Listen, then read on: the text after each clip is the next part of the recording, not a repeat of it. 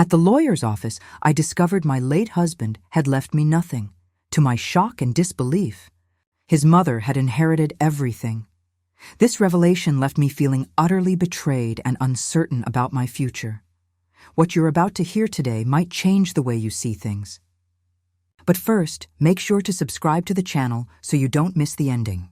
The morning light filtered through the sheer curtains of our modest ranch-style home in suburban Denver, casting gentle shadows across the hardwood floors that Michael and I had saved for months to install. I sat at the kitchen table, surrounded by neat stacks of bills and bank statements, my coffee growing cold as I worked through our monthly budget with the same meticulous care I'd maintained for the past 12 years of our marriage. At 34, I had become the financial backbone of our household, a role I'd never expected but had embraced with the same devotion I brought to everything in our marriage. My salary as a senior accounting manager at a mid-sized firm in downtown Denver provided the stability that Michael's sporadic freelance graphic design work couldn't guarantee. While he chased his artistic dreams, something I genuinely admired and supported, I ensured our bills were paid, our savings grew, and our future remained secure. The irony wasn't lost on me that my profession involved managing other people's money with precision and foresight. Yet in my own home, I often felt like I was pouring water into a bucket with an invisible hole. Michael was brilliant, charming, and had a vision for his art that I believed in wholeheartedly. But vision didn't pay the mortgage, and dreams didn't cover his mother Dorothy's increasingly frequent emergencies. Dorothy Miller had been widowed 5 years ago, when Michael's father passed from a sudden heart attack. Since then, she'd become a fixture in our lives in ways both endearing and exhausting. At 68, she maintained her independence in a small apartment across town. But that independence seemed to come with a hefty price tag, one that somehow always fell to us to cover. "Sweetheart, Mom's heating bill came in higher than expected again," Michael would say, appearing in the kitchen doorway with that apologetic smile I'd learned to recognize. "The landlord says the furnace is old, and she's been keeping it at 78 because of her arthritis." Or, "Mom's car needs new tires. She can't drive on those bald ones through winter. It's not safe." Or, "The doctor prescribed a new medication that her insurance won't cover. It's $300 a month." Each request was reasonable on its surface, presented with genuine concern for his mother's well-being. And how could I say no? Dorothy had raised Michael as a single mother after his father left when Michael was 12, working double shifts at a diner to keep food on the table. She deserved our help and respect. The problem was that help had gradually evolved into complete financial dependence. I had started tracking the money we sent to Dorothy 3 years ago, initially out of professional habit rather than suspicion. The numbers were staggering. Between her utilities, car repairs, medical expenses, groceries, and what Michael called emergency funds, we were spending nearly $2,000 a month on his mother's needs. $24,000 a year, money that could have accelerated our mortgage payments, funded our retirement, or allowed us to start the family we'd been discussing for the past 2 years. But every time I broached the subject with Michael, he became defensive. "She sacrificed everything for me," he'd say, his voice taking on that edge I'd learned not to push against. "I'm not going to abandon her now when she needs me most. Besides, it's temporary. Once I land that big client, once my portfolio takes off, we'll have more than enough." The big client never materialized, and his portfolio, while impressive to my untrained eye, didn't seem to translate into the financial success he envisioned. Meanwhile, I found myself working overtime, taking on freelance bookkeeping projects on weekends, and carefully managing every dollar to ensure we could maintain both our household and Dorothy's lifestyle. Our house had been purchased 8 years ago, back when Michael's optimism about his career prospects matched his enthusiasm for the fixer-upper potential of the 3-bedroom ranch. We'd stretched our budget to afford it, but I'd calculated that with steady payments and some improvements, it would be a solid investment in our future. What I hadn't calculated was how much of our financial resources would be diverted to supporting Dorothy. The renovations happened slowly, funded by my bonuses and tax refunds. I learned to install backsplashes from YouTube videos and spent weekends at Home Depot comparing paint samples while Michael worked on his latest project. Each improvement felt like a victory, a tangible investment in our shared future. The kitchen with its new granite countertops, the master bathroom with its walk-in shower, the finished basement that Michael used as his studio, all of it funded primarily by my income, all of it chosen with our long-term plans in mind. Dorothy visited frequently, always praising our beautiful home and marveling at the improvements. "You two have built something wonderful here," she'd say, settling into the living room chair I'd reupholstered myself. "Michael is so lucky to have found someone who takes such good care of him." Her words always carried a warmth that made me feel appreciated, valued as part of the family. She'd raised an incredible son, and I understood that her pride in what we'd accomplished together was genuine. When she commented on the new hardwood floors or the updated light fixtures, I felt a sense of completion, as if the three of us had created something solid and lasting together. Michael and I had talked extensively about our future, particularly about children. At 34, I was increasingly aware of my biological clock, but we'd agreed to wait until his career stabilized and our finances were more predictable. "I want to be able to provide for our family the way my father never did," he'd tell me during our late-night conversations. "I don't want you to carry all the financial burden when we have kids." It was a noble sentiment, and one I respected. But as months turned into years and his income remained inconsistent while Dorothy's needs seemed to multiply, I began to wonder if we'd ever reach that point of financial stability he envisioned. Still, I remained supportive, believing that partnerships required patience and that his eventual success would vindicate my faith in our shared future. The monthly transfers to Dorothy had become as routine as paying our own bills. Michael handled the logistics, usually calling to check on her needs and then asking me to transfer money to her account or writing checks from our joint checking account. I trusted his judgment about her expenses, though I sometimes wondered if she fully understood the sacrifice we were making. When I mentioned this to Michael, he assured me that his mother was grateful and that she often expressed concern about being a burden. "She knows we're helping, but she doesn't know how much," he explained. "I don't want her to feel guilty. She raised me, Emma. She worked herself to the bone to give me opportunities. This is just me returning the favor." His loyalty was admirable, even if the financial impact was significant. I told myself that this was what marriage meant, supporting each other's values and commitments, even when they required personal sacrifice. Michael's devotion to his mother was one of the qualities I'd fallen in love with. It spoke to his character and his capacity for loyalty. As our 9th wedding anniversary approached last spring, I had calculated that we'd contributed over $175,000 to Dorothy's living expenses over the course of our marriage. The number was staggering, but I tried to view it as an investment in family relationships rather than a drain on our resources. Michael's happiness mattered to me, and his mother's well-being was clearly tied to his emotional state. We celebrated our anniversary with dinner at the restaurant where we'd had our first date, a small Italian place in downtown Denver. Michael had surprised me with a necklace, nothing extravagant, but thoughtful and beautiful. As we talked about our hopes for the future, he seemed more optimistic than usual about his career prospects. A local marketing firm had expressed interest in his work, and he believed a steady contract might be forthcoming. "When this contract comes through, things will be different," he promised, reaching across the table to take my hand. "We'll finally be able to focus on our own goals. Maybe start thinking seriously about kids." I believed him, partly because I wanted to, and partly because his confidence was infectious. Michael had always been a dreamer, but his dreams had a way of seeming achievable when he described them. That night, I allowed myself to envision a future where his income matched his ambitions, where Dorothy's needs stabilized, and where we could finally prioritize our own family plans.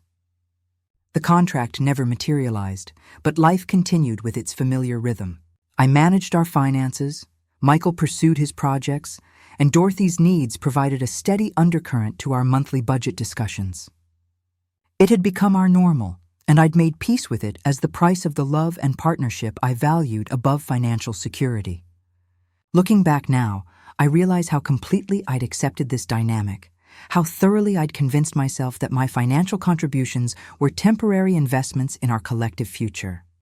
I believed that my sacrifices would be recognized and rewarded, that the security I was providing would eventually benefit me as much as everyone else. I trusted that the life we were building together, the house we'd improved, the relationship we'd nurtured, the future we'd planned, was something we truly shared. It never occurred to me to question what legal protections existed for the investments I was making, or to wonder whether my contributions were being documented in any formal way. Michael handled most of our legal and financial paperwork, and I trusted his judgment completely. When he updated our wills after his father's death, he assured me that everything was in order, that we'd protected each other and planned appropriately for any contingency. That trust, I would later realize, was the most expensive mistake of my life. The phone call came on a Tuesday morning in October, exactly 14 months ago. I was reviewing quarterly reports at my office when Michael's voice, tight with panic, cut through my concentration. "Emma, I need you to come to Denver General immediately. Mom collapsed at her apartment. The paramedics think it might be her heart." The next 18 hours blurred together in a haze of hospital corridors, medical consultations, and desperate hope. Dorothy had suffered a massive heart attack, and despite the best efforts of the cardiac team, she never regained consciousness. Michael was devastated, alternating between grief and guilt, convinced that he should have seen the warning signs or insisted she see a cardiologist sooner. I found myself in the familiar role of managing the practical details while supporting Michael through his emotional crisis. I contacted his scattered relatives, arranged for time off work, and handled the funeral logistics while he struggled to process his loss.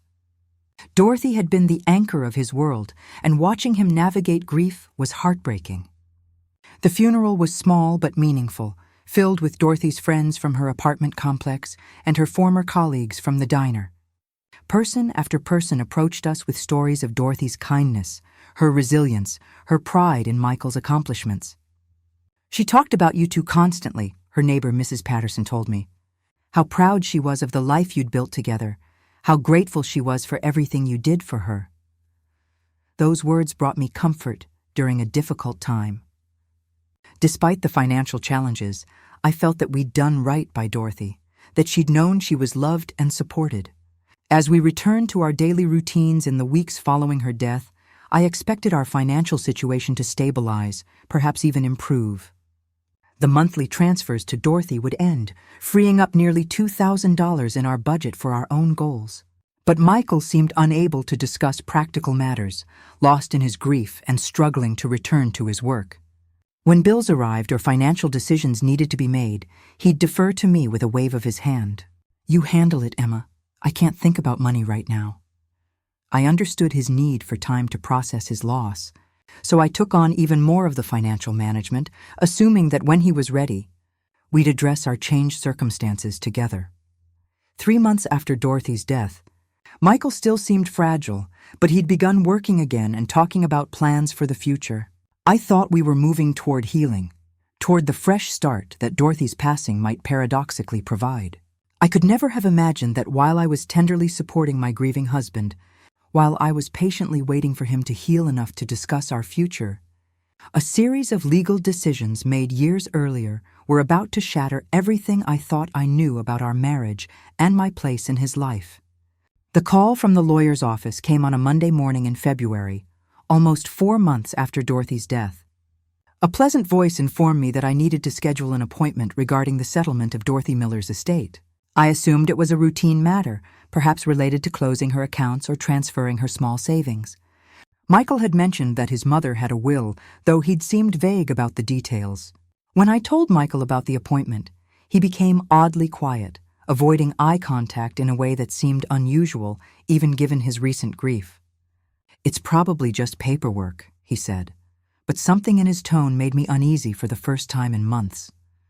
As I scheduled the appointment for the following week, I couldn't shake the feeling that something significant was about to shift in our lives. I had no way of knowing that the comfortable, if challenging, life I'd spent 12 years building was about to reveal itself as an elaborate illusion, or that my trust in the man I'd loved and supported would soon prove to be the most devastating miscalculation of my adult life. The law offices of Henderson and Associates occupied the 15th floor of a gleaming downtown Denver high-rise, the kind of building where the elevator music played softly and the reception area smelled of expensive leather and fresh flowers. I arrived 15 minutes early for my 2 p.m. appointment, dressed in my best navy suit and carrying a leather portfolio that contained what I assumed would be simple paperwork related to Dorothy's modest estate. The receptionist, a woman in her 50s with kind eyes and a professional smile, offered me coffee and directed me to a comfortable chair near floor-to-ceiling windows that showcased the Rocky Mountains in the distance. The view was breathtaking, but I found myself too nervous to appreciate it. Something about Michael's reaction to this appointment had left me unsettled, though I couldn't articulate why. "Mrs. Miller, Mr. Henderson will see you now." Robert Henderson was a man in his early 60s with silver hair and the kind of measured demeanor that suggested decades of delivering both good and devastating news to grieving families. His office was spacious and elegant, lined with law books and family photographs that spoke to a successful career and stable personal life. He gestured for me to take a seat across from his mahogany desk, where a thick manila folder lay waiting. "Mrs. Miller, thank you for coming in today. I know this has been a difficult time for your family." His voice carried the practiced sympathy of someone who'd guided countless people through the legal aftermath of loss. "I've been handling Dorothy Miller's estate planning for the past 8 years, and I wanted to meet with you personally to discuss the terms of her will." I nodded, assuming this would be a brief conversation about Dorothy's small savings account, and perhaps some sentimental items she'd wanted distributed among family members. "Of course. Michael and I are grateful for your assistance during this difficult time." Mr. Henderson opened the folder and withdrew a document that appeared far more substantial than I'd expected. "Mrs. Miller, I need to walk you through the specific provisions of your mother-in-law's will, as they directly affect you and your husband's financial situation going forward." The first surprise came when he explained the scope of Dorothy's assets. Far from the modest estate I'd envisioned, she owned property, savings accounts, and investments that totaled nearly $800,000. My initial reaction was shock, followed quickly by confusion. How had Dorothy accumulated such wealth while requiring our constant financial support? "I'm sorry, Mr. Henderson, but I think there might be some mistake. Dorothy was barely able to cover her living expenses. We've been supporting her financially for years." His expression grew more serious, and he leaned forward slightly. "Mrs. Miller, I need to ask you some questions about the financial arrangements in your household. Were you aware that your husband had been making regular transfers from your joint accounts to his mother's estate planning account?" The room seemed to tilt slightly. "Estate planning account?" "No, we were sending money to cover her living expenses, utilities, groceries, medical bills. Michael handled the transfers, but they were going to her checking account to help with day-to-day costs." Mr. Henderson consulted his notes, and the silence stretched uncomfortably long. "Mrs. Miller, according to my records, your husband has been transferring funds into a specialized trust account that his mother established in 2019. This account was designed to preserve assets for inheritance purposes while maintaining the appearance of financial need." The words didn't immediately make sense.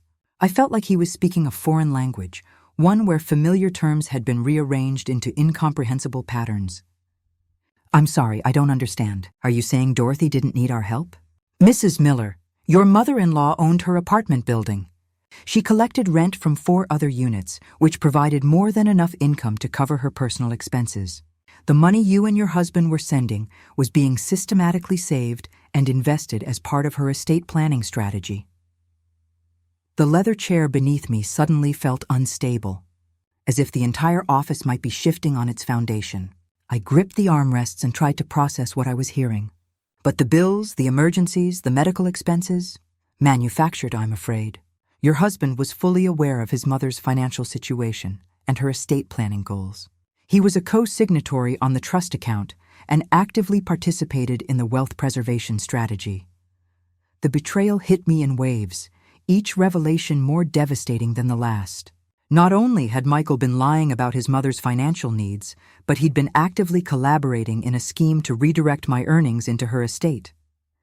Every overtime hour I'd worked, every weekend bookkeeping project I'd taken on, every sacrifice I'd made to ensure we could help Dorothy, all of it had been based on an elaborate deception. "Mr. Henderson, if Dorothy had this much money, why did she need our contributions at all?" His expression grew even more grave. Mrs. Miller, I need to explain the structure of your mother-in-law's will. She was concerned about tax implications and wanted to maximize the inheritance she could leave to her son. By maintaining the appearance of financial need, she could receive gifts from you and your husband that wouldn't count as taxable income. Meanwhile, her actual assets continued to grow through investments and rental income. I felt physically ill. So our money was being used to inflate her estate? Essentially, yes. And Mrs. Miller, there's more you need to know about the terms of her will. I wasn't sure I could handle more revelations, but I nodded for him to continue. Your mother-in-law has left her entire estate to your husband. According to the will, you are to receive certain personal items, some jewelry, family photographs, and her collection of recipe books, but no financial assets. The heir seemed to leave the room entirely. I'm sorry, what did you say? The house you and your husband own, the investments, the rental property, the savings accounts, everything goes to Michael. The will specifically states that since you weren't a blood relative and Dorothy wanted to preserve the family wealth within the bloodline, your contributions were viewed as gifts rather than investments deserving of recognition. I stared at him, unable to formulate a response. The woman I'd supported for years, the woman who'd praised our beautiful home and expressed gratitude for our care, had deliberately excluded me from any benefit from the wealth I'd helped create. But Mr. Henderson, I contributed significantly to supporting Dorothy. Doesn't that matter legally? His expression was compassionate but firm. Mrs. Miller, unless you have documented proof that your contributions were intended as loans rather than gifts, and unless you can demonstrate that you had explicit agreements about repayment or inheritance, the law views spousal support of in-laws as voluntary family assistance. What about my contributions to our house, our joint assets?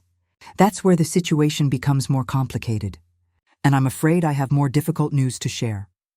I couldn't imagine how the situation could become more complicated, but his tone suggested that the worst revelations were yet to come. Mrs. Miller, your husband approached me 6 months ago about estate planning for your own household. During our conversations, he revealed that your house has been used as collateral for loans he took out to support his mother's estate planning strategy. The words hit me like a physical blow. What loans? Your husband took out a second mortgage on your home 2 years ago. The proceeds were transferred into his mother's trust account as part of her wealth accumulation strategy. You've been paying both the original mortgage and this second mortgage without knowing it. I felt dizzy, disoriented. That's impossible. I would have had to sign documents for a second mortgage. Mr. Henderson opened another folder and withdrew copies of loan documents. Mrs. Miller, your signature appears on these papers. Were you aware you were signing a second mortgage application? I examined the documents with shaking hands. My signature was there, clear and undeniable, but I had no memory of signing mortgage papers. Then, with sickening clarity, I remembered. 2 years ago, Michael had asked me to sign some routine paperwork related to our homeowner's insurance and property taxes. He'd presented several documents for signature, explaining them quickly and asking me to sign while I was distracted by work deadlines. He told me these were insurance documents, I whispered. Mrs. Miller, I need to inform you that according to the terms of your mother-in-law's will and the current mortgage situation, your husband inherits enough assets to pay off both mortgages immediately. However, the house will be legally his sole property once the debts are cleared using his inheritance. The full scope of the betrayal was now clear. Not only had Michael been systematically redirecting my income to build his mother's estate, but he'd used our home as collateral in the scheme. When Dorothy died, he would inherit enough money to own our house outright, while I would be left with nothing but the debt I'd unknowingly helped create and a few sentimental items from a woman who'd viewed my contributions as disposable gifts. How much money are we talking about, Mr. Henderson? How much of my income went into Dorothy's estate? He consulted his records once more. Based on the transfer records I have access to, approximately $240,000 over the course of your marriage. When combined with the appreciation on investments and rental income, your contributions helped generate significant wealth that will now pass entirely to your husband. I couldn't speak. Nearly $250,000 of my earnings, plus the equity in our home, plus years of my labor and sacrifice, all of it orchestrated to benefit Michael and exclude me. The woman who'd thanked me for taking such good care of her son had been actively participating in a plan to steal my financial security. Mrs. Miller, I need to ask, were you aware of any of these arrangements? No. The word came out as barely a whisper. I thought we were helping Dorothy with her living expenses. I thought we were building a life together.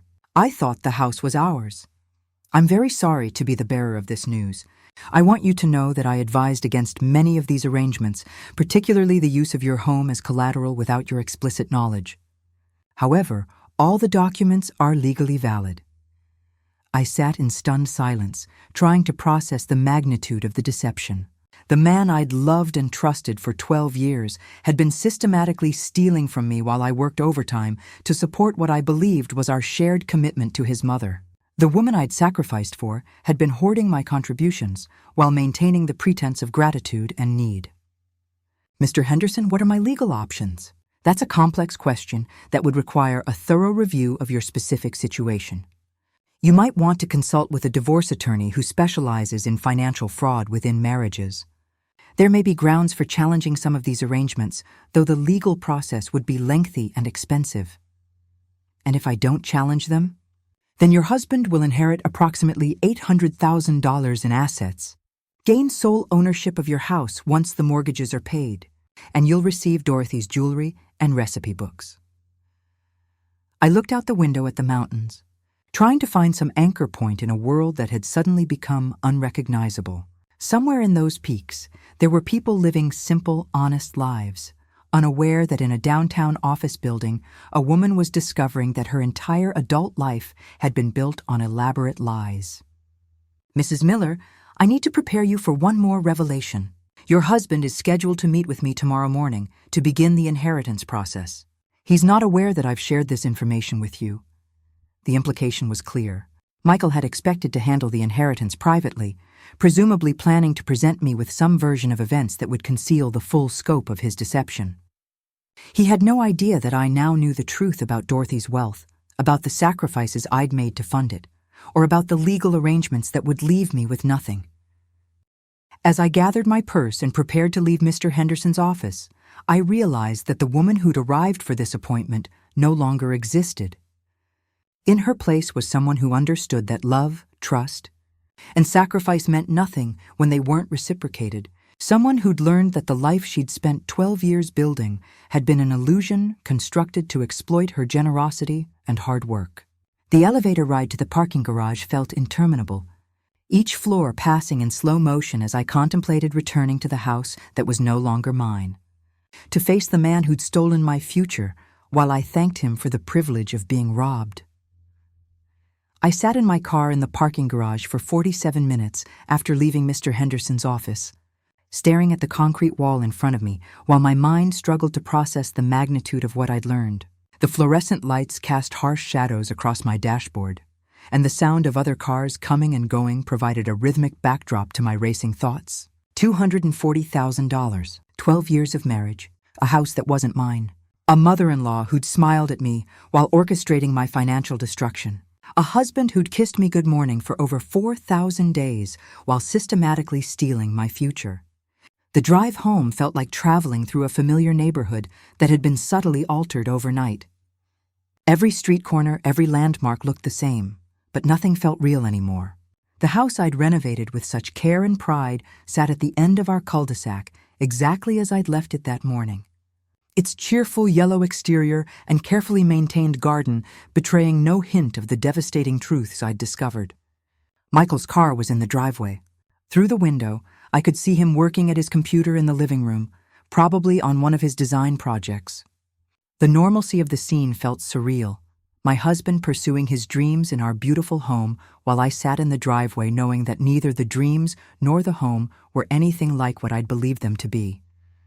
I needed time to think, to plan, to decide how to handle this confrontation, but I also knew that delaying would only make everything more difficult. Michael was scheduled to meet with Mr. Henderson tomorrow morning, presumably to begin claiming his inheritance and solidifying his ownership of our home. If I was going to act, it had to be now. I found Michael exactly where I'd seen him through the window, sitting at the kitchen table with his laptop open, Several design mock-ups spread around him. He looked up when I entered, and for just a moment, his expression seemed genuinely pleased to see me. "Hey, how did the meeting go with the lawyer? Was it just routine paperwork like we thought?" The casual way he asked the question, as if he were genuinely curious rather than desperately hoping I hadn't learned the truth, struck me as almost impressive in its audacity. I set my purse down carefully and pulled out the chair across from him. The same chair where I'd sat for thousands of meals, where we'd discussed our dreams and plans, where I'd reviewed the monthly budgets that had unknowingly funded his deception. "No, Michael, it wasn't routine paperwork." Something in my tone made him look up from his computer, and I watched his face carefully as I continued. "It seems Dorothy's estate is much more substantial than you led me to believe. About $800,000, in fact." His expression shifted almost imperceptibly, a tightening around his eyes, a stillness that hadn't been there moments before, but he maintained his composure admirably. $800,000? That's incredible. I had no idea Mom had saved so much money. She never mentioned any investments or— "Michael, stop." The two words hung in the air between us, carrying a weight that made him fall silent immediately. Mr. Henderson explained everything to me. The trust account, the rental property, the manufactured financial emergencies, all of it. The color drained from Michael's face, but he didn't speak. I continued, my voice steady despite the trembling in my hands. "He also explained that you've been transferring money from our joint account into Dorothy's estate planning fund for years. $240,000 of my earnings, Michael. Money I earned working overtime and weekends while you told me we needed to help your struggling mother. Emma, I can explain. Can you? Can you explain why you let me sacrifice and stress and work myself to exhaustion to support a woman who owned rental property and had $750,000 in investments?" Michael closed his laptop and leaned back in his chair, and for the first time in our 12 years together, I saw a version of him I'd never encountered before. The charming, apologetic, slightly overwhelmed artist was gone, replaced by someone calculating and cold. "You don't understand the bigger picture," he said finally. "Mom was trying to preserve family wealth. The money she was receiving from us wasn't taxable as income, which meant more could be passed down as inheritance. It was a legitimate estate planning strategy. Estate planning that I was never told about. Estate planning that used my income without my knowledge or consent. Our income, Emma, we're married. What's yours is mine, and what's mine is yours." The casual way he said it, as if he were explaining something obvious to a child, made my anger flare for the first time since leaving the lawyer's office. "Then why am I excluded from the inheritance, Michael? If what's mine is yours, why does Dorothy's will leave everything to you and nothing to me?" He was quiet for a long moment, and I could see him weighing his options, deciding how much truth to reveal and how much to continue concealing. Mom felt strongly about keeping family assets within the bloodline. "It wasn't personal against you. It was entirely personal against me. And you agreed to it. You participated in it. I tried to convince her to include you, but she was set in her ways.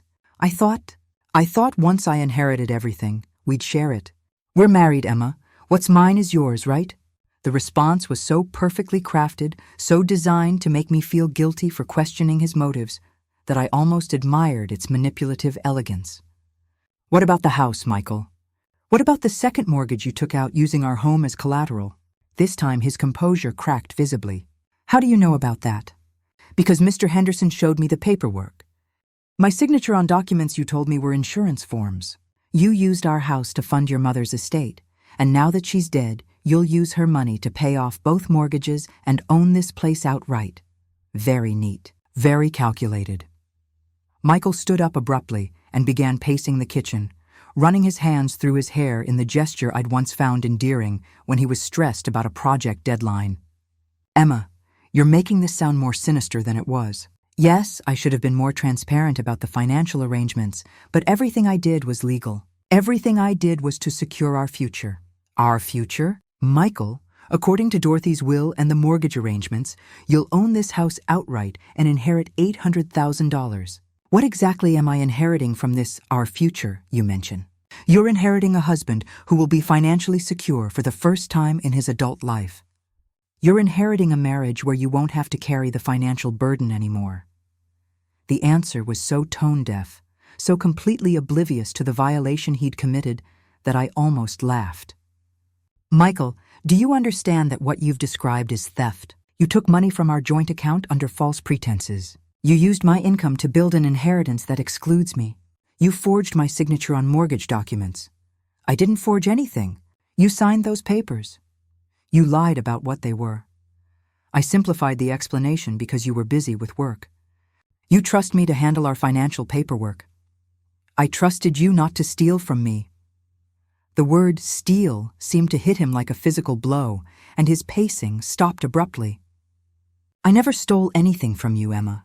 Everything I did was legal. Everything I did was for our family. For your family. For you and Dorothy. I was just the bank." Michael sat back down, and for a moment, he looked like the man I'd fallen in love with, vulnerable, uncertain, seeking connection. "Emma, I know this looks bad. I know I should have handled things differently. But you have to understand the pressure I was under. Mom was getting older. She was worried about her legacy, about making sure I had security after she was gone. She'd sacrificed so much for me growing up, and she wanted to make sure that sacrifice meant something." "What about my sacrifices, Michael? What about the 12 years I've spent supporting both of you while you chased your dreams? What about the overtime hours, the weekend projects, the delayed plans for children because we couldn't afford them while we were funding Dorothy's estate? Those sacrifices will pay off now. We'll have enough money to do everything we've talked about. We can start a family, we can travel, We! There is no we in any of this, Michael. You and Dorothy made these decisions without me. You excluded me from the planning, and you excluded me from the benefits. There's no we in a scheme designed to transfer my wealth to you." His expression hardened again, and I saw a flash of something that might have been anger or contempt. "Emma, you're being dramatic. You're my wife. What's mine is yours. The inheritance money, the house. We'll share everything, just like we always have. Like we always have. Michael, I've been sharing everything for 12 years while you and your mother hoarded my contributions. That's not sharing, that's exploitation. You're upset and I understand why. But you're not thinking clearly about the long-term benefits of... I'm thinking more clearly than I have in years." I stood up from the table and walked to the kitchen window, looking out at the garden I'd planted and maintained. The deck we'd built together, the life I'd thought we were creating as partners. "Michael, I want you to listen to me very carefully. I know about Dorothy's real financial situation. I know about the trust account, the rental income, the manufactured emergencies. I know about the second mortgage and how you used our house as collateral. I know that my signature was obtained through deception. And I know that Dorothy's will leaves me nothing while giving you everything I helped create." I turned back to face him, and his expression was unreadable. "Tomorrow morning, you're scheduled to meet with Mr. Henderson to begin claiming your inheritance. Before you do that, I want you to think very carefully about what kind of marriage you want going forward. Because the marriage we've had for the past 12 years, where I work to support your dreams while you secretly transfer my earnings to build wealth that excludes me, that marriage is over. Emma, you're overreacting. I'm reacting appropriately to discovering that my husband has been systematically stealing from me for years. I never stole. You took money under false pretenses. You used my signature on documents I didn't understand. You participated in a plan designed to enrich yourself at my expense. What would you call that?" Michael was quiet for a long moment, and when he spoke again, his voice had changed. The apologetic, conciliatory tone was gone, replaced by something sharper and more defensive. "I would call it securing our future using legal estate planning strategies that you're too emotional to understand right now." The dismissive way he said, "too emotional," felt like a slap.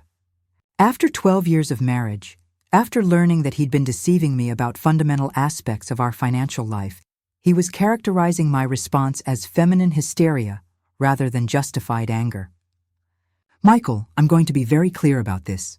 Either you find a way to make this right, to compensate me fairly for the money that was taken from our joint account, to ensure I have legal ownership in the house I helped pay for, to acknowledge that what happened was wrong, or I'm filing for divorce."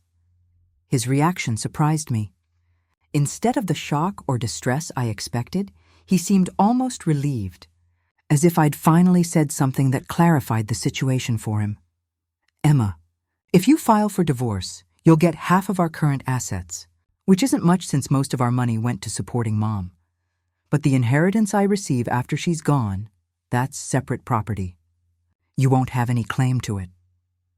The calculated way he explained this, as if he'd already researched the legal implications, made me realize that Michael had been planning for this possibility. He'd structured everything to ensure that even if our marriage ended, he'd retain the wealth that my contributions had helped create. "So you've already thought about this. You've already planned for the possibility that I might discover what you've been doing and want to end our marriage." "I've thought about protecting myself, yes. I've thought about what would happen if you couldn't appreciate the long-term benefits of the sacrifices we've both made." "The sacrifices we've both made?" "Michael, what exactly have you sacrificed?" "I've sacrificed my independence. I've sacrificed the freedom to make financial decisions without having to justify them to someone who doesn't understand estate planning or investment strategies." The answer was so perfectly self-serving, so completely devoid of acknowledgement for what he'd taken from me, that I realized this conversation was pointless. Michael genuinely believed that he'd done nothing wrong, that his deception was justified by results, and that I was being unreasonable for objecting to the theft of my financial security. "You know what, Michael? You're right about one thing. I don't understand estate planning strategies that involve lying to your spouse, stealing from joint accounts, and forging signatures on mortgage documents. I don't understand how those things are legal or ethical or consistent with marriage." I walked toward the door, then turned back to face him one last time. "When you meet with Mr. Henderson tomorrow, remember that I now know everything. Every detail of Dorothy's real financial situation, every dollar that was transferred from our account to hers, every legal document that was signed under false pretenses. Remember that when you decide how you want to proceed with claiming your inheritance and keeping our house." "Emma, where are you going?" "I'm going to my sister's house to think about what I want to do next." "And Michael?" "I'm taking copies of all our financial records with me. Mr. Henderson suggested I might want to consult with a divorce attorney who specializes in financial fraud within marriages." For the first time in our conversation, Michael looked genuinely alarmed. "Emma, you don't want to do that. Divorce proceedings would be expensive and complicated, and you'd probably end up with less than if we just worked this out between ourselves, or maybe I'd end up with legal recognition that I was systematically robbed by the people I loved and trusted most in the world." As I gathered some clothes and the financial documents I'd been meticulously organizing for years, I could hear Michael making phone calls in the kitchen. I couldn't make out the words, but his tone was urgent and stressed. It occurred to me that he might be calling Mr. Henderson, or perhaps Dorothy's other relatives, trying to control the narrative or prepare for damage control. The house felt different as I moved through it, gathering my belongings. The improvements I'd funded with such pride now felt like evidence of my own naivety. The kitchen where I'd planned budgets, the living room where we'd discussed our dreams, the bedroom where we'd shared intimacy, all of it contaminated by the knowledge that everything I'd believed about our partnership had been a lie. As I loaded my car with enough belongings for an extended stay at my sister's house, Michael appeared in the doorway. His expression was a mixture of anger, desperation, and something that might have been genuine regret. "Emma, please don't do anything rash. Give me a chance to fix this. Give us a chance to work through this together." I paused with my hand on the car door, looking at the man I'd shared 12 years of my life with, trying to find some trace of the person I'd fallen in love with. "Michael, you've had 12 years to work through this together. Instead, you chose to work around me, to work against me, to work without me. I don't think you understand what together means. I understand that I love you and I don't want to lose our marriage over financial arrangements that can be changed. You've already lost our marriage. You lost it the moment you decided that stealing from me was acceptable. You lost it the moment you let Dorothy exclude me from an inheritance I'd helped fund. You lost it the moment you prioritized your financial security over my right to know what was being done with my money." As I drove away from the house that was no longer mine, toward my sister's apartment across town, I realized that despite the devastation and betrayal, I felt something I hadn't experienced in years: clarity. For the first time since my wedding day, I knew exactly where I stood financially, legally, and emotionally. I knew what had been taken from me, and I knew what I needed to do to protect whatever future I could still build for myself. The woman who'd left for the lawyer's office that morning had been living in an elaborate fantasy of partnership and shared sacrifice. The woman driving through downtown Denver that evening understood that love without honesty was just exploitation with better marketing, and that trust without verification was just an invitation to be robbed by the people closest to you. Tomorrow, Michael would meet with Mr. Henderson to claim his inheritance. But tonight, I would begin the process of claiming my own life back, one legal document and one difficult decision at a time. My sister Rachel lived in a converted loft in Denver's Rhino District, the kind of space that perfectly reflected her personality: open, honest, and uncompromising. When I arrived at her door at 9:30 p.m. with 2 suitcases and a box of financial documents, she took one look at my face and stepped aside without asking questions. "Wine or whiskey?" she asked, closing the door behind me. "Coffee. I need to think clearly." Rachel had always been the opposite of me in many ways. Where I was methodical and trusting, she was skeptical and direct. Where I gave people the benefit of the doubt, she demanded proof. As a criminal defense attorney, she'd spent her career watching people lie, cheat, and manipulate their way through life, and it had made her both cynical and incredibly good at spotting deception. Over the next 3 hours, I walked her through everything I'd learned in Mr. Henderson's office, showing her the documents and bank records I'd brought with me. Rachel listened without interruption, occasionally making notes on a legal pad, her expression growing darker with each revelation. "Emma," she said finally, "I need you to understand something. What Michael did to you wasn't just marital dishonesty. It was systematic financial fraud. The fact that you're married doesn't give him the right to forge your signature on mortgage documents or to transfer money from joint accounts under false pretenses." But he said everything was legal. Everything was legal in the sense that Dorothy's estate planning was properly executed and documented. But the methods used to fund that estate planning, lying to you about her financial needs, obtaining your signature through deception, transferring joint marital funds without your knowledge or consent, those things are actionable. Rachel spread my bank statements across her coffee table and began calculating figures on her calculator. "Based on what you've shown me, you have grounds for several different legal actions. You could pursue fraud charges, you could challenge the mortgage documents, and you could definitely file for divorce with claims of financial misconduct." What would that mean practically? It means that instead of walking away with half of your current minimal assets while Michael keeps his $800,000 inheritance, you could potentially recover a significant portion of the money that was taken from your joint accounts, challenge his sole ownership of the house, and document his fraud for the court. The possibility of actually fighting back, of demanding accountability for what had been done to me, felt both empowering and terrifying. Rachel, would I actually have a chance of winning something like that? With the documentation you have? With Mr. Henderson as a potential witness? With clear records of the transfers and the deceptive mortgage documents? Yes, I think you'd have a very good chance. We talked until almost 2 a.m., and Rachel helped me understand that I had more options than I'd realized. The legal system might not be able to undo the emotional damage of Michael's betrayal, but it could potentially address the financial theft and provide some measure of justice.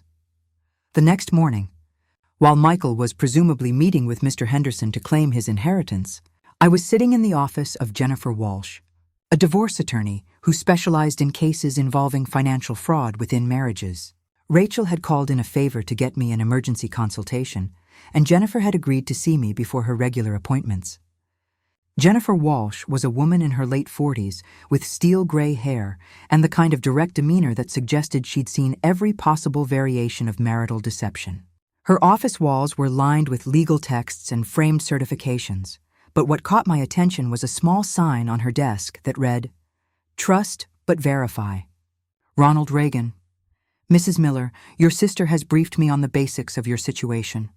I've reviewed the documents you provided, and I have to say, This is one of the more systematic cases of marital financial fraud I've encountered in recent years. She opened a thick folder and consulted her notes. The good news is that you have excellent documentation.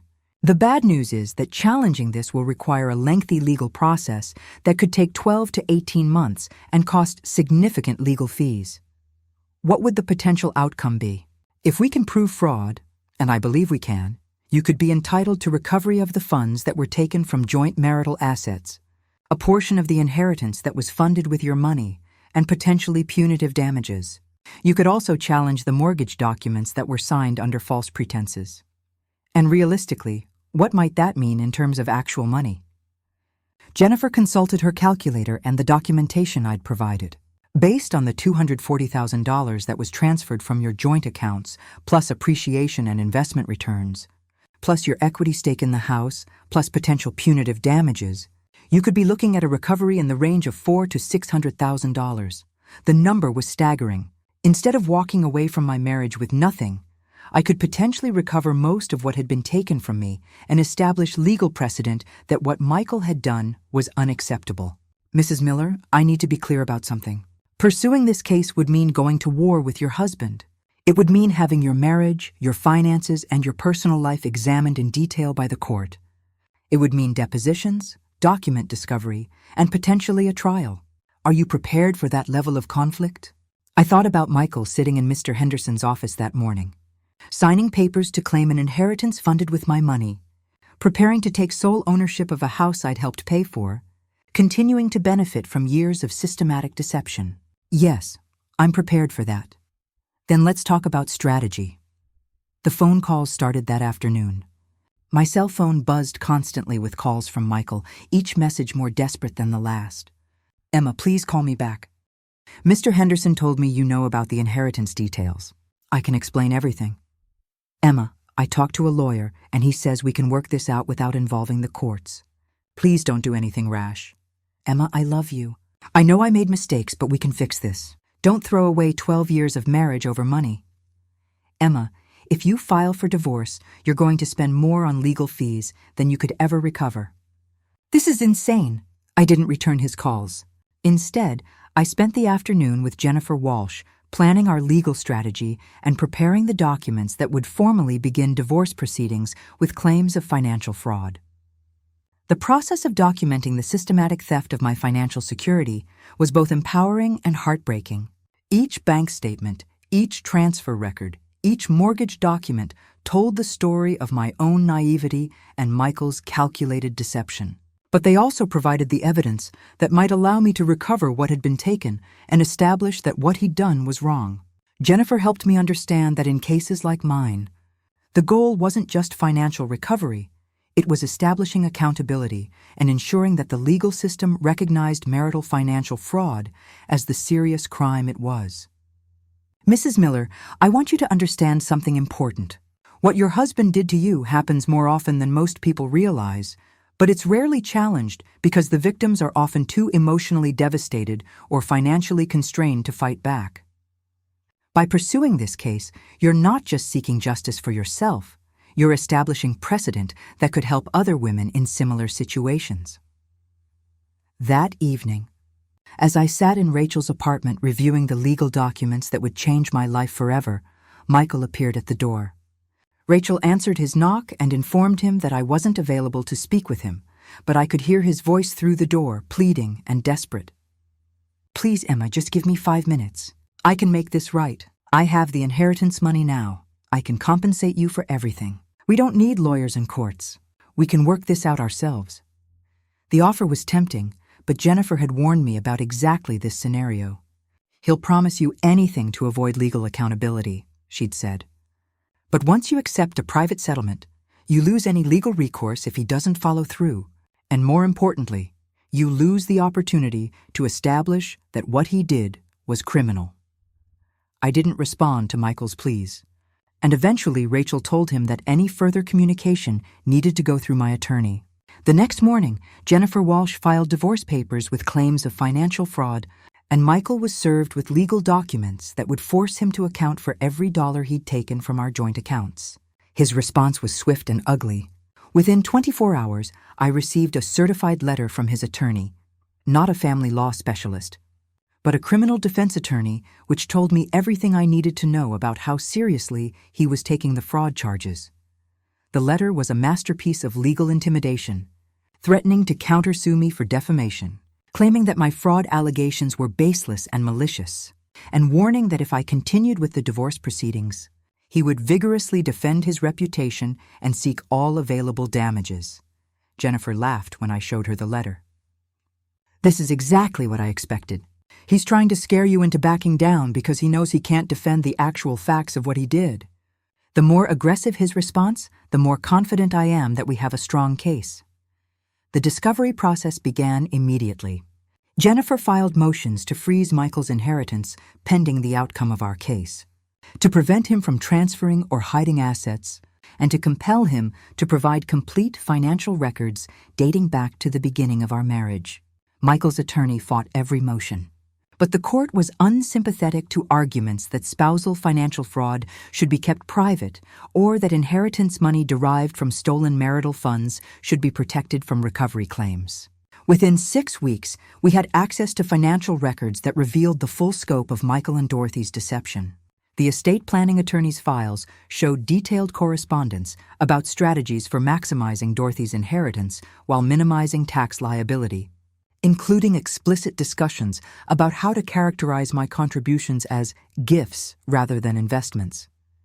More damaging still were email exchanges between Michael and Dorothy that showed their awareness that I didn't understand the true nature of the financial arrangements and their deliberate decisions to keep me uninformed.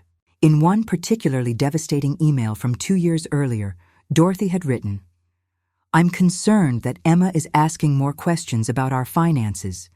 Should we be worried that she'll figure out what we're doing?" Michael's response, "Don't worry about Emma. She trusts me completely and doesn't really understand estate planning anyway. As long as I handle all the paperwork and keep the explanations simple, she'll never question the bigger picture." Reading those words felt like being slapped.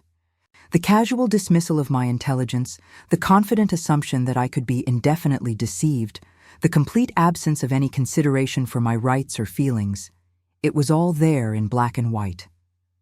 But the emails also provided exactly the evidence we needed to prove that Michael's actions were deliberate, systematic, and conducted with full knowledge that I was being deceived. The court battle intensified over the following months. Michael's attorney argued that estate planning between family members was a private matter, that I had voluntarily contributed to supporting Dorothy, and that any deception was minimal and unintentional. But the evidence painted a different picture entirely. By the time we reached the deposition phase, Michael's confident legal posture had crumbled. Under oath, he was forced to admit that he had deliberately concealed Dorothy's true financial situation, that he had obtained my signature on mortgage documents through deception, and that he had transferred nearly $250,000 from our joint accounts without my knowledge or consent. His attorney's strategy shifted from denial to mitigation, arguing that while Michael's methods might have been flawed, his intentions were good and the ultimate outcome would have benefited both of us. Jennifer's response was devastating. "Your Honor, the defendants claim that systematic theft becomes acceptable when the thief promises to share the proceeds later is not a legal defense. It's an admission of guilt with a request for leniency. The judge's ruling, when it came after 8 months of legal warfare, exceeded even Jennifer's optimistic projections. The court found that Michael had committed systematic financial fraud, that the mortgage documents were void due to deceptive practices, and that I was entitled to recovery of the transferred funds plus investment returns, plus my equity stake in our house, plus punitive damages for the deliberate nature of the deception. The total award was $680,000 to be paid from Michael's inheritance and the sale of our house. More importantly, the court's ruling established legal precedent that would make it easier for other victims of marital financial fraud to seek justice. Michael's final attempt to avoid accountability came in the form of a tearful phone call 3 days before the settlement was finalized. "Emma, I'm sorry. I know what I did was wrong, and I know I hurt you.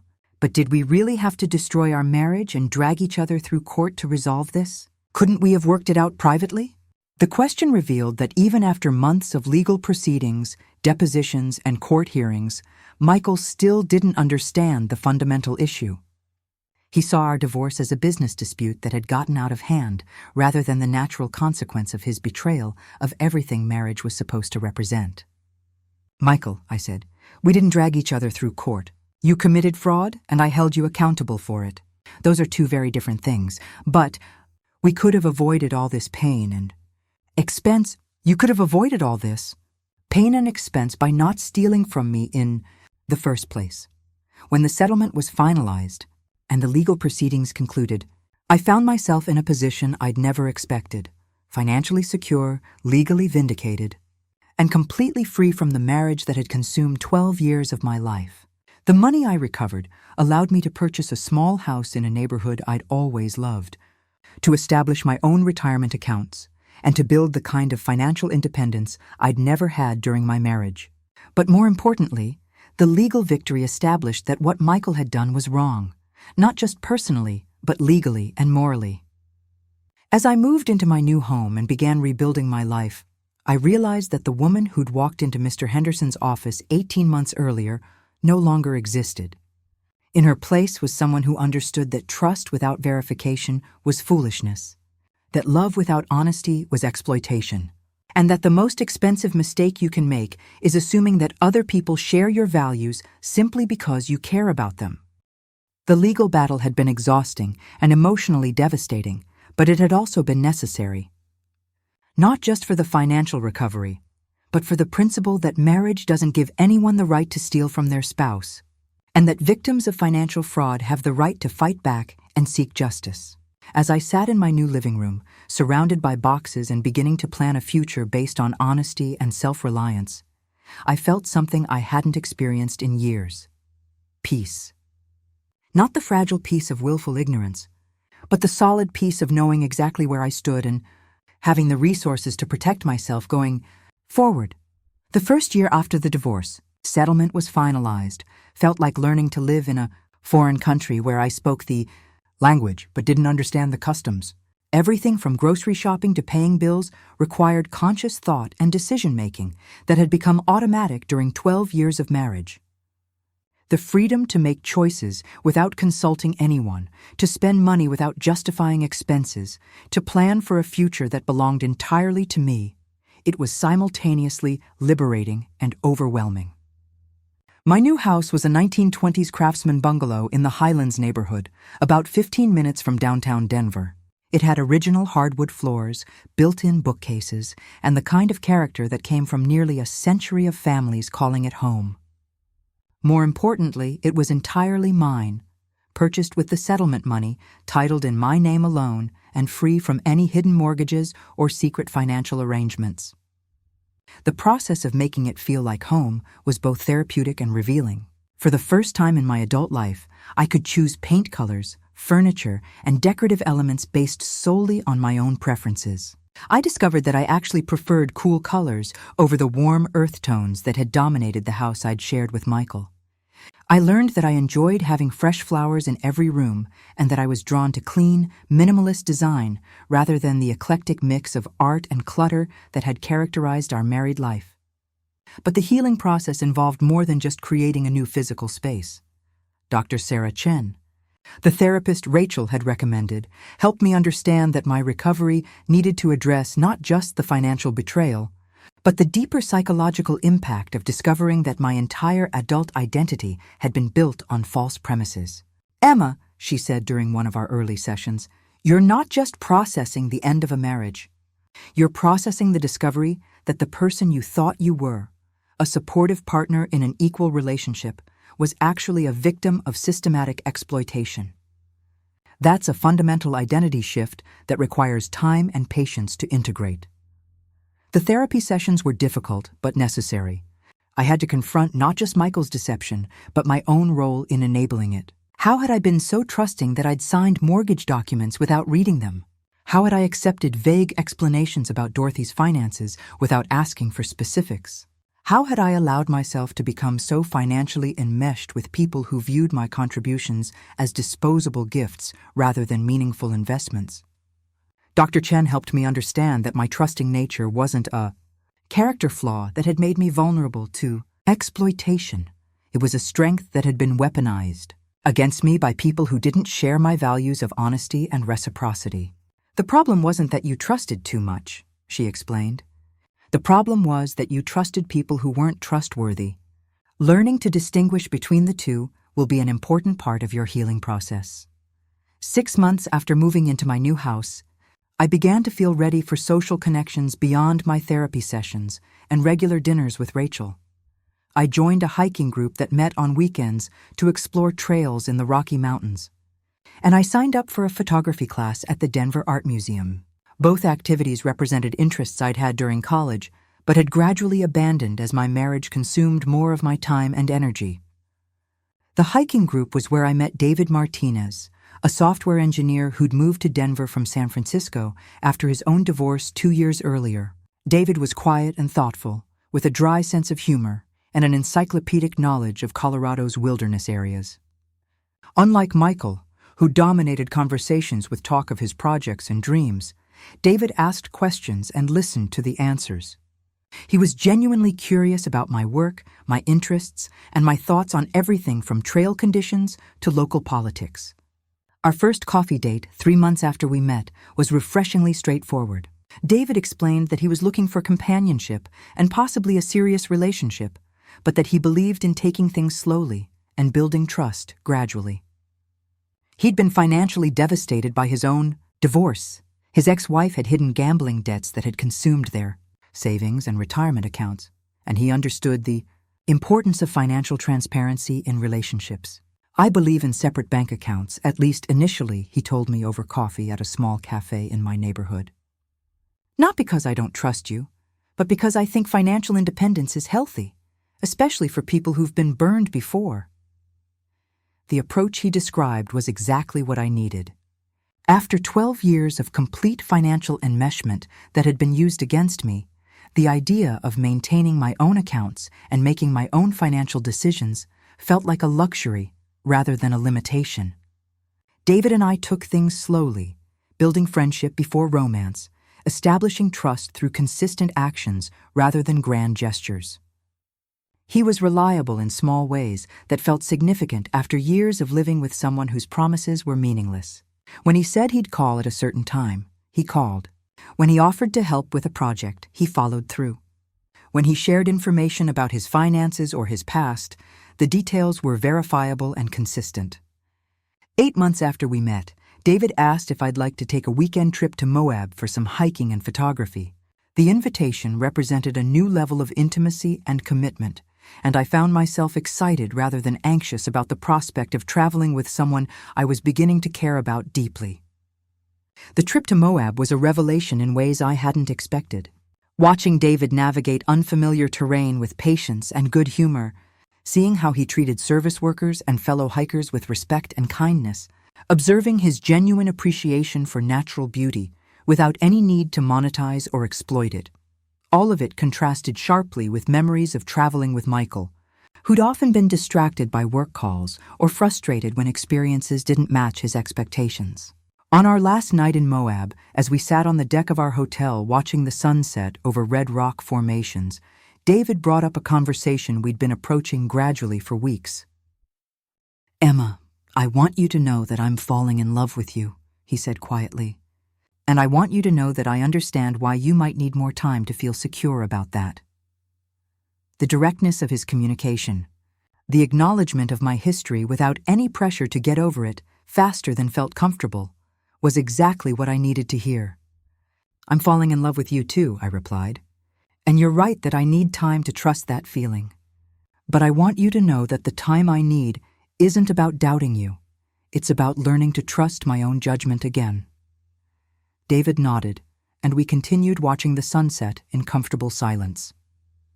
The conversation represented something I'd never experienced in my marriage: complete emotional honesty without manipulation or hidden agendas. As our relationship deepened over the following months, I found myself able to be vulnerable in ways that felt safe rather than dangerous. David's consistent reliability, his transparent communication about everything from his work stress to his financial concerns, his obvious respect for my independence, all of it created a foundation for intimacy that felt solid rather than precarious. The contrast with my marriage became increasingly clear. With Michael, I'd been constantly managing his emotions, supporting his dreams, and adapting my own needs to accommodate his priorities. With David, I was encouraged to pursue my own interests, express my own opinions, and maintain my own financial and emotional independence. The relationship felt like a partnership between equals rather than a support system designed to benefit one person at the expense of the other. 2 years after my divorce was finalized, I received an unexpected phone call from Mr. Henderson's office. Michael was getting remarried and needed to update his estate planning documents. As part of that process, he'd asked Mr. Henderson to reach out to me about signing a document releasing any future claims against his inheritance. The request was legally unnecessary. Our divorce settlement had resolved all financial claims between us, but it revealed that Michael was still worried about potential future liability. Jennifer Walsh reviewed the proposed document and confirmed that I had no obligation to sign it and that doing so would provide no benefit to me. "He's trying to buy additional peace of mind," she explained. "But you've already received everything you were entitled to. There's no reason for you to provide him with extra legal protection." I declined to sign the document, not out of vindictiveness, but out of principle. Michael had spent years taking advantage of my accommodating nature, and I had no interest in continuing to make his life easier at no benefit to myself. The phone call did prompt me to reflect on how completely my life had changed since that devastating afternoon in Mr. Henderson's office 3 years earlier. The woman who discovered her husband's systematic betrayal had been financially vulnerable, emotionally dependent, and legally naive. The woman declining to provide Michael with unnecessary legal protections was financially secure, emotionally independent, and surrounded by trustworthy advisors who respected her judgment. My work life had flourished during this period as well. The skills I'd developed managing my own financial recovery, combined with my newfound confidence in my professional judgment, had led to a promotion to senior financial analyst at my firm. I was now managing million-dollar accounts and providing strategic advice to business clients, work that was both challenging and financially rewarding. The photography classes I'd taken had evolved into a serious hobby that provided creative outlet and additional income. My weekend landscape photography had attracted the attention of several local galleries, and I was beginning to sell prints to tourists and art collectors. The artistic pursuit felt like reclaiming a part of myself that had been dormant during my marriage, when Michael's creative needs had consumed all the available space for artistic expression in our household. 3 years after my divorce, David and I had what we jokingly called the financial talk, a serious discussion about whether we wanted to move in together and how we'd structure our finances if we did. The conversation was detailed, practical, and completely transparent, covering everything from mortgage payments to retirement planning to emergency fund management. We decided to move in together, but maintain separate bank accounts, with a joint account only for shared expenses like utilities and groceries. We signed a cohabitation agreement that outlined our financial responsibilities and protected both of our individual assets. The level of legal and financial planning might have seemed unromantic to outside observers, but for both of us, it represented the kind of mutual respect and protection that made genuine intimacy possible. David's house in the Cherry Creek area became our shared home, and I rented my craftsman bungalow to a young couple who appreciated its character as much as I had.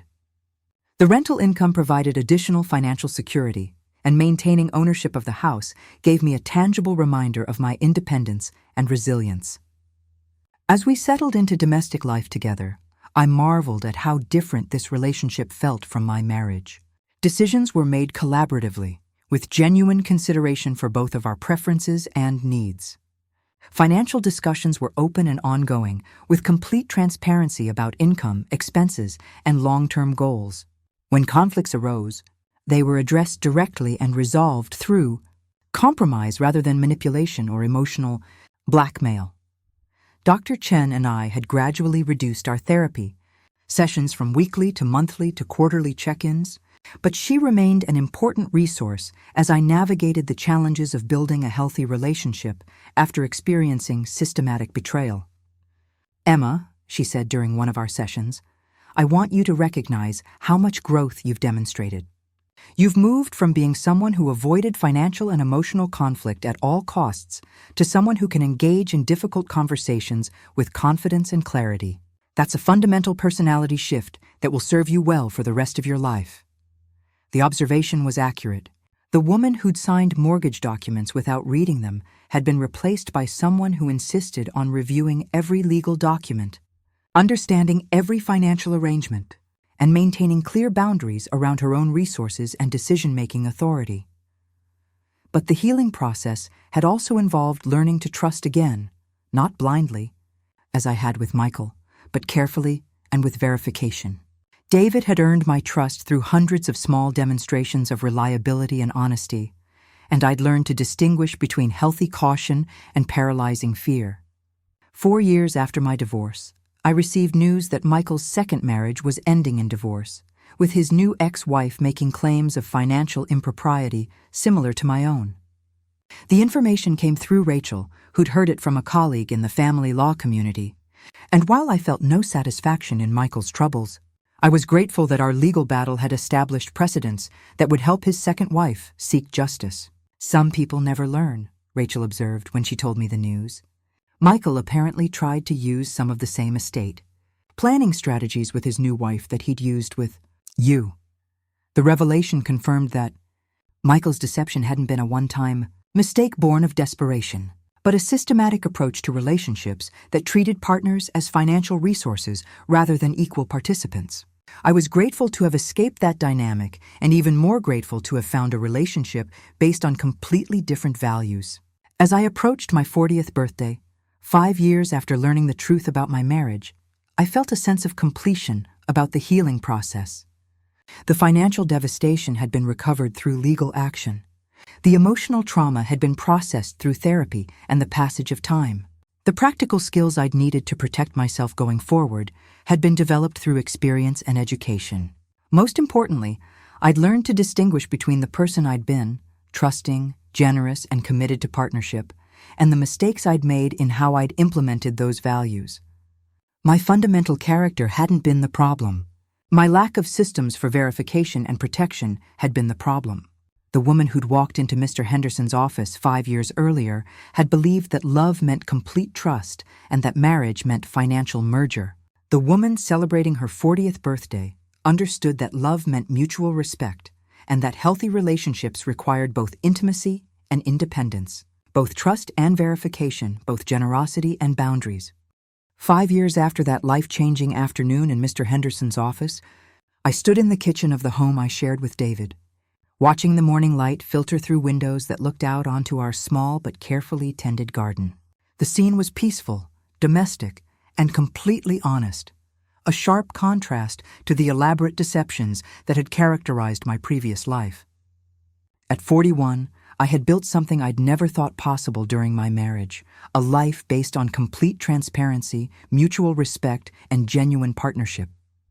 The journey from devastating betrayal to authentic happiness hadn't been linear or simple, but it had been worth every difficult step along the way. David appeared in the doorway, already dressed for work, carrying 2 cups of coffee, one for each of us, prepared exactly the way we each preferred. It was a small gesture, but one that represented the kind of thoughtful attention to each other's needs that characterized our relationship. No one's preferences were more important than the other's. No one's needs were systematically ignored or dismissed. "Morning, beautiful," he said, settling into the chair across from me at our kitchen table. "What's on your agenda today?" The question was genuine interest rather than polite conversation. David actually wanted to know about my work projects, my photography assignments, my plans for the weekend. During my marriage, Michael's inquiries about my day had been perfunctory, designed to demonstrate superficial interest while steering the conversation toward his own concerns as quickly as possible. "I'm meeting with a new client this morning, a tech startup that needs help structuring their financial systems," I replied. "And I have that gallery opening tonight for my Colorado landscape series." The photography exhibition was something I'd been working toward for 2 years, a collection of images capturing the changing seasons in Rocky Mountain National Park. Several pieces had already sold during the preview week, and the gallery owner was optimistic about the reception. The artistic success felt like reclaiming a part of myself that had been dormant during my marriage, when there hadn't been space for my creative pursuits alongside Michael's artistic ambitions. "I'll be there by 6, David promised. "Wouldn't miss seeing your work celebrated properly." His support was consistent and unconditional, without the competitive undertones that had characterized Michael's response to my achievements. When I succeeded, David was genuinely happy for me. When he succeeded, I was genuinely happy for him. Neither of us felt diminished by the other's accomplishments. As we finished our coffee and prepared to leave for our respective jobs, David brought up a conversation we'd been having intermittently for several months. "Emma, I've been thinking more about what we discussed regarding marriage. I know it's a complicated topic given your history, but I want you to know that I'm ready whenever you are." The marriage question had evolved gradually over our 4 years together. Initially, neither of us had been interested in remarrying. We'd both been badly burned and were focused on building trust and stability without legal complications.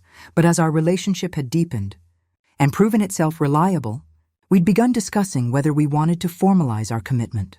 My hesitation wasn't about David or our relationship, both of which had exceeded every expectation I'd had for healthy partnership. My hesitation was about the institution of marriage itself, which had been so thoroughly corrupted by my experience with Michael that I struggled to see it as anything other than a legal framework for exploitation. "I know you're ready," I replied, reaching across the table to take his hand. "And I think I'm almost there too. I just need to know that we can structure things differently than traditional marriage arrangements." We'd already begun those discussions with both a family law attorney and a financial planner. Any marriage we entered would include a comprehensive prenuptial agreement protecting both of our individual assets, clear guidelines for shared expenses and separate financial responsibilities, and legal structures that would prevent either of us from making major financial decisions without the other's explicit consent. "I want to marry you, not merge with you," I'd explained to David several weeks earlier, and his response had been immediate and enthusiastic agreement. "I want to marry someone who maintains her own identity and independence," he'd replied. I fell in love with Emma the person, not Emma the potential financial resource. The contrast with my first marriage couldn't have been more stark. Michael had been attracted to my earning potential and my willingness to subordinate my own needs to his priorities. David was attracted to my strength, my independence, and my refusal to compromise my values for anyone else's convenience. That evening, the gallery opening exceeded all my expectations. Nearly 60 people attended, including colleagues from work, friends from the hiking group, Rachel and several of her attorney friends, and David's extended family, who'd driven down from Boulder for the event. Seeing my landscape photographs displayed professionally, watching strangers examine and appreciate work I'd created during weekend expeditions into Colorado's wilderness, felt like a validation of the life I'd built after my divorce.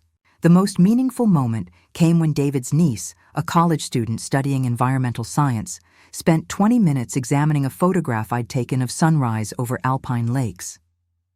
"This image captures exactly why I want to work in conservation," she told me. "It shows how beautiful and fragile these places are." Her response reminded me that my creative work had value beyond personal satisfaction or financial gain. The art I was creating had the potential to inspire others, to contribute something meaningful to the broader conversation about environmental protection and natural beauty. As the evening wound down and we began the process of taking down the exhibition, David approached with a small box in his hand and an expression I'd learned to recognize as his serious conversation face. "Emma, I know we agreed to wait until you felt completely ready to discuss marriage, but I can't wait any longer to give you this." He opened the box to reveal a simple but elegant engagement ring. Not a traditional diamond solitaire, but a Montana sapphire surrounded by small diamonds, set in platinum. The stone was a deep blue that reminded me of high-altitude lakes, and the setting was classic without being ostentatious. "David," I whispered, suddenly emotional in a way that caught me off guard. "Before you say anything," he continued, "I want you to know that this isn't pressure to make a decision you're not ready for. This is just me telling you that I'm certain about us, about our future together. about wanting to spend the rest of my life with someone who challenges me to be better while accepting me exactly as I am. The proposal was perfectly suited to both our relationship and my healing process. There was no public spectacle, no pressure for an immediate answer, no assumption that my response should be based on emotion rather than careful consideration. David was offering me a future based on the same values that had made our relationship successful: honesty, respect, mutual support, and individual autonomy within partnership. "I love you," I said, surprised to find tears on my cheeks. "And yes, I want to marry you. But I want to marry you my way, with all the legal protections and financial independence we've discussed." "I wouldn't want to marry you any other way," he replied, and I knew he meant it completely. The engagement ring fit perfectly. David had enlisted Rachel's help to determine my size without spoiling the surprise. As I looked down at the sapphire catching the gallery lights, I realized that this moment represented not just a personal milestone, but the completion of a profound transformation. The woman who'd discovered Michael's betrayal 6 years earlier had been financially naive, legally vulnerable, and emotionally dependent on a relationship that existed primarily to serve her partner's interests. The woman accepting David's proposal was financially sophisticated, legally protected, and emotionally independent within a relationship that served both partners equally. Over the following months, as we planned a small wedding ceremony and worked with attorneys to draft comprehensive prenuptial agreements, I found myself reflecting on how completely my understanding of love and partnership had evolved. My first marriage had been based on romantic idealism and unconditional trust. My second marriage would be based on mature realism and earned trust. The difference wasn't cynical, it was practical. I'd learned that genuine love required honest communication, mutual respect, and individual strength. I'd learned that healthy relationships needed both intimacy and boundaries, both generosity and protection. Most importantly, I'd learned that the most loving thing you could do for a partner was to maintain your own integrity and independence, so that your choice to be with them remained genuine rather than desperate. Our wedding, held in a small ceremony at a mountain lodge near Estes Park, was attended by 40 close friends and family members. Rachel served as my maid of honor, and David's brother served as his best man. The ceremony was simple but meaningful, with vows we'd written ourselves that emphasized partnership, growth, and mutual support while explicitly acknowledging our commitment to maintaining individual identities within marriage. "I promise to love you completely while remaining completely myself," I said during the ceremony. "I promise to support your dreams while pursuing my own, to share my life with you while maintaining my independence, and to trust you completely while verifying everything." David's vows echoed similar themes. "I promise to be worthy of your trust through consistent actions rather than just good intentions. I promise to support your independence while building our interdependence. I promise to love the woman you are today while supporting whoever you choose to become."